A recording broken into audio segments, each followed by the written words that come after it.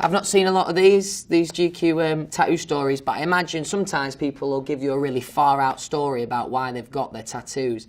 Not going to be a lot of that here. A lot of these are just random, but there's none that I regret, like that one on my arse.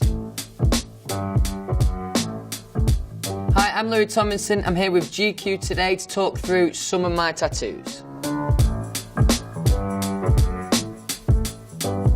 Before I got in band, I said to anyone who knew me, I'd never have a tattoo and I'd never smoke cigarettes. My life went a different way, and the first tattoo that I got, and I thought it was going to be the only one, I reckon I was about 20, 21 around that time. When we were in the band, we agreed that we would all have matching tattoos on our ankles of just like crosses, basically. And we all then got it done, except for Niall. But we did actually all agree that we'd do them all together, but Niall never got his done. It's just, it's a stag, is it, I'm told? Again, no reasoning behind it, wanted something big for my arm, and that's why I got it. I have a heart above it, and this were a really bad tattoo before. This is the only cover-up I've ever had, actually, this one. Really weird, like a heart, and it had like headphones with like horrible decision, but that's the beauty of a good cover-up. I think almost by accident, especially here, it's almost a bit like sketchpad, notepad kind of vibe, you know what I mean? And most of these are done in different places, different cities, different countries, different ability of tattoo artist, you know. I mean, this is probably my worst tattoo, even though it's pretty small. It's not great quality amongst all my tattoos, but this is pretty horrific. The lines aren't straight.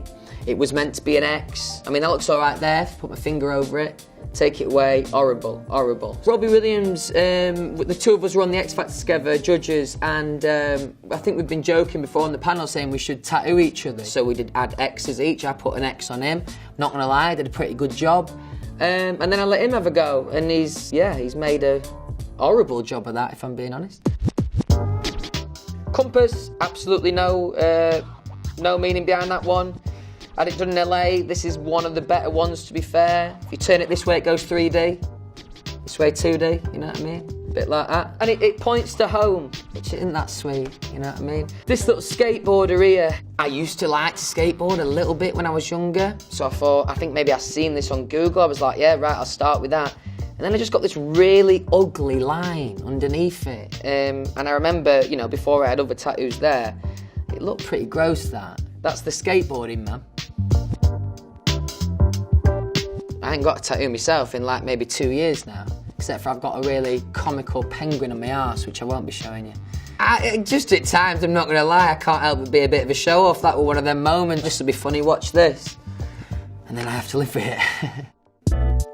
This bird here, in terms of like style and like art and that, this guy did a great job. And this was one of the only tattoo shops that I've been into that there's a vibe, isn't there? You know what I mean? They're moody, like unapproachable, and I'm like, right, okay, I'm in a proper place here. I walk in and I thought, right, okay, I'll be proper organised. I'll show guy. I was like, right, this is exactly what I want. And it was a picture of this guy's arm. And I was like, this guy is sick. I want this. He starts chuckling, this guy. I'm like, oh, this is a bit embarrassing. Like, what's he laughing at? Goes and gets his mate from behind wherever, and that's him, his mate. It's his mate's arm, and I've just been like saying, this guy's so cool, like I proper want this, and you know, I just sold myself out for this guy and his cool tattoo. Fuck, I swear to God, I have